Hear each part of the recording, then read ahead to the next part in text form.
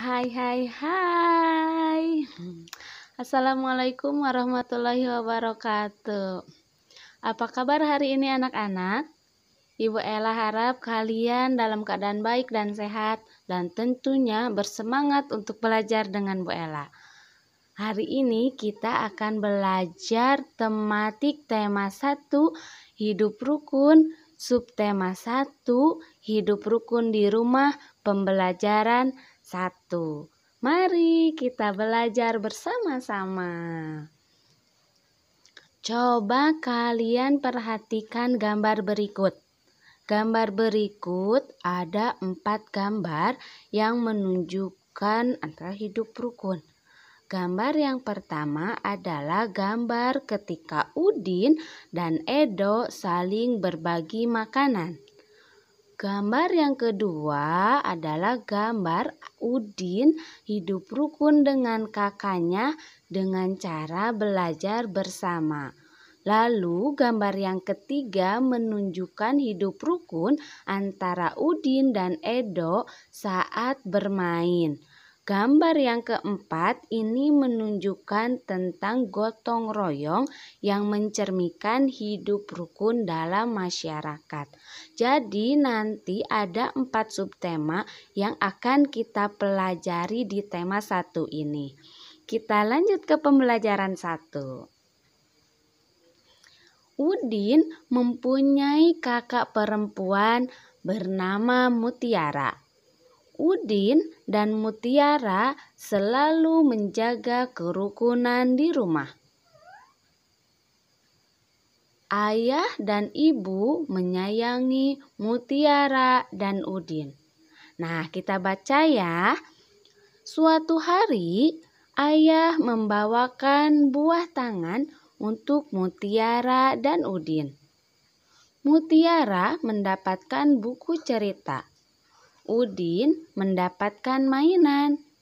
Mutiara dan Udin berterima kasih kepada ayah dan ibu.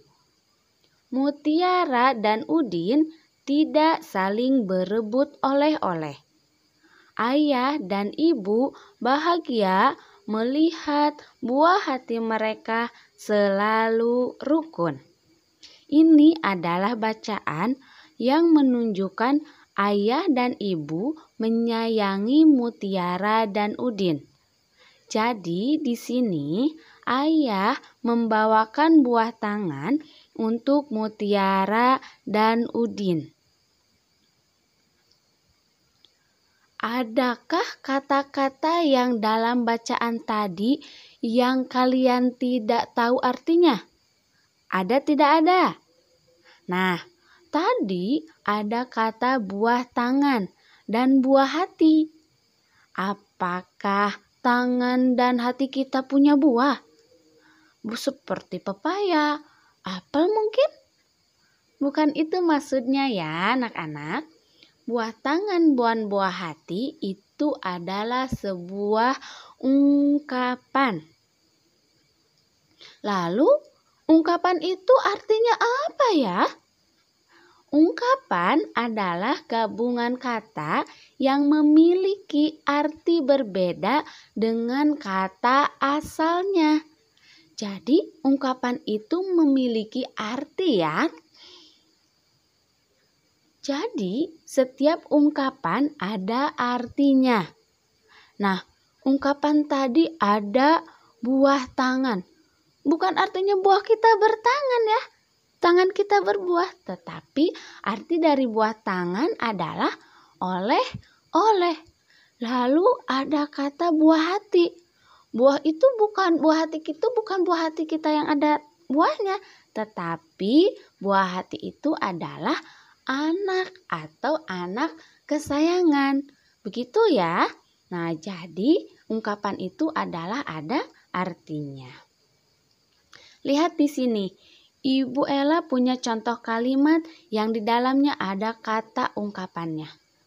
Ayah pulang dari Jakarta membawa buah tangan. Nah, ini memiliki arti ayah pulang dari Jakarta membawa oleh-oleh. Karena buah tangan itu artinya adalah oleh-oleh. Kayak ibu punya contoh yang kedua. Dio adalah buah hati orang tuanya. Maka artinya adalah Dio adalah anak dari orang tuanya. Bisa juga buah hati Dio adalah anak kesayangan orang tuanya. Nah, ini adalah tentang ungkapan. Jadi, ungkapan itu bukan arti yang sebenarnya, tetapi mempunyai arti yang lain ya. Nah, di sini ada percakapan antara ayah, Udin, dan Mutiara. Nah, ayo lanjutkan percakapan tersebut. Di sini ayah berkata, "Anak-anak, ayah membawa buah tangan." Nah, kira-kira jawaban Udin dan Mutiara seperti apa ya? Atau mungkin si Udin akan berteriak, "Hore, aku mendapat oleh-oleh." Lalu Mutiara menjawab, "Terima kasih ayah untuk oleh-olehnya." Nah, mungkin kalian punya jawaban yang berbeda. Boleh ya? Ayo coba lengkapi menurut kalian. Mutiara menyimpan buku hadiah dari ayahnya di rak buku. Nah, di rak buku itu adalah buku hadiah dari ayahnya. Perhatikan susunan buku di dalam rak. Buku-buku tersebut tersusun rapi. Berapa banyak buku di dalam rak tersebut? Apakah kalian bisa menentukan atau menghitung dalam rak tersebut? Bagaimana agar kita lebih mudah menghitungnya? Nah, kalian di rumah punya buku bacaan kan? Coba kalian hitung berapa buku bacaan kalian. Udin bersama Mutiara mengelompokkan buku-buku tersebut. Tiap-tiap kelompok berisi 10 buku. Nah, satu kelompok itu sama dengan 1/10. Kalau 50-an sama dengan 50. Jadi satu kelompok itu isinya 10 buku atau 1/10. Kalau ada 5 tumpuk buku, maka akan ada 50. Nah, di sini Ibu Ella punya 50 buku yang sudah disusun. Satu susunan itu berjumlah 10. Kalau 5 susunan buku, maka jumlahnya 50. Nah, ini jumlah buku Mutiara, ada 50. Lalu ditambah lagi ada susunan yang jumlahnya 7. Maka banyaknya buku ada 57. 50 ditambah 7 sama dengan 57. Jadi banyak bukunya ada 57. Perhatikan berikutnya. Tumpukan buku di sini ada 7.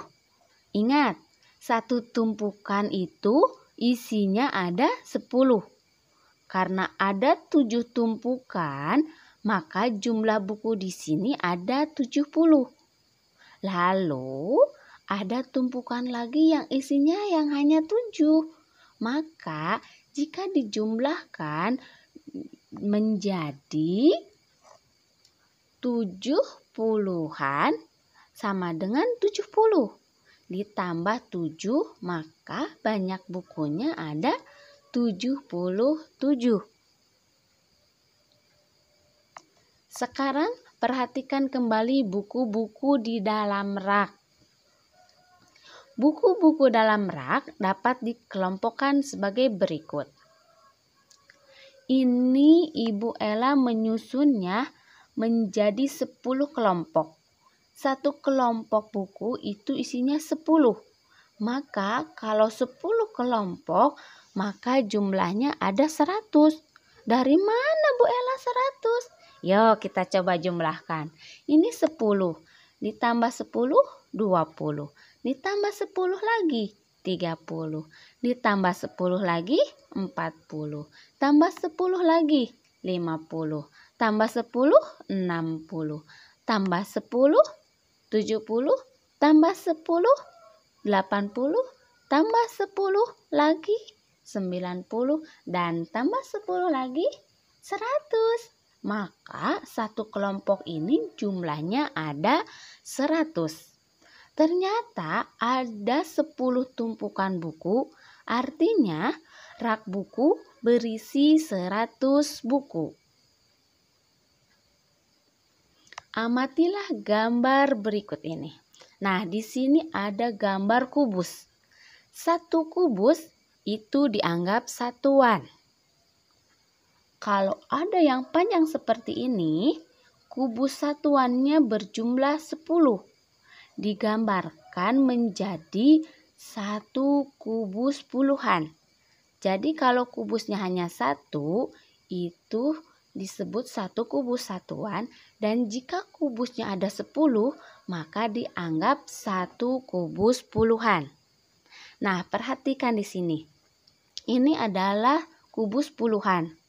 Kubus puluhan, jika ada 10, maka bisa diganti dengan satu kubus ratusan. Nah, satu kubus ratusan itu bisa digambarkan dengan kubus seperti ini.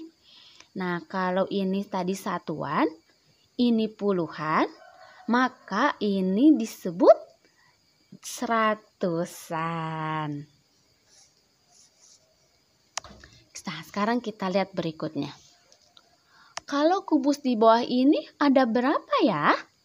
Kita lihat kubusnya. Ada berapa? Ada berapa satuan? Ayo kita hitung bareng-bareng.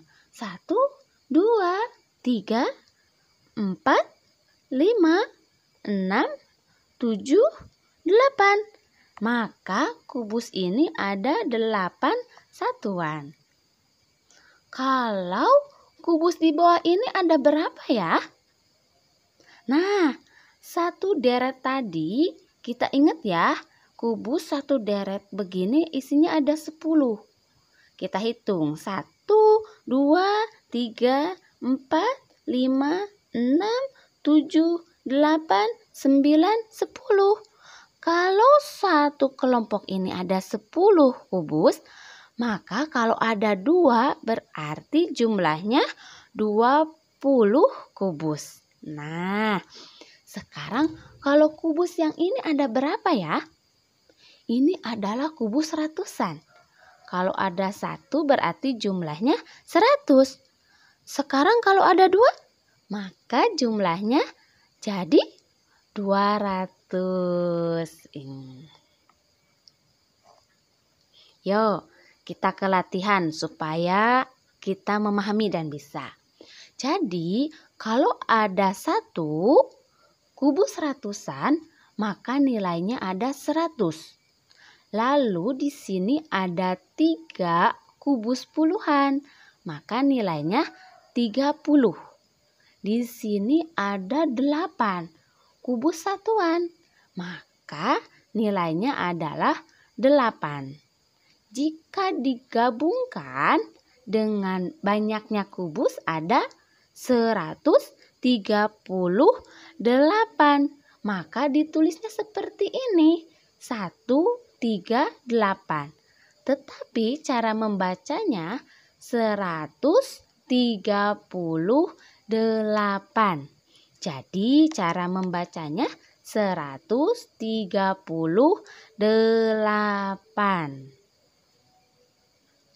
Soal nomor 1. Nah, di sini ada gambar kubus dari kubus ratusan, puluhan, dan satuan. Kita lihat dulu kubus ratusan. Kubus ratusannya hanya ada 1, maka nilainya adalah 100. Kita lihat kubus puluhan. Kubus puluhan ada 1, 2, 3, 4, 5, 6, 7. Ada 7 kubus puluhan, maka nilainya adalah 70. Lalu kita lihat lagi kubus satuan. kubus satuan jumlahnya ada 1, 2, 3, 4, 5, 6, 7, 8. Maka nilainya adalah 8. Lalu kita jumlahkan 100 ditambah 70 ditambah 8. Jawabnya adalah 178. Nah, tulisnya berarti 178, bukan 100,708. Itu salah ya. Jadi ditulisnya 178. Banyaknya kubus ada 178. Nah, 178 ini dibaca 178. Kita lihat soal nomor 2. Ada berapa kubus ratusan di sini? Iya, hanya 1. Berarti ratusannya adalah 100. Lalu ada berapa kubus yang puluhannya? Iya, ada 7. Maka nilainya 70. Satuannya ada berapa? Ada 1. Iya benar, maka satuannya ditulis 1.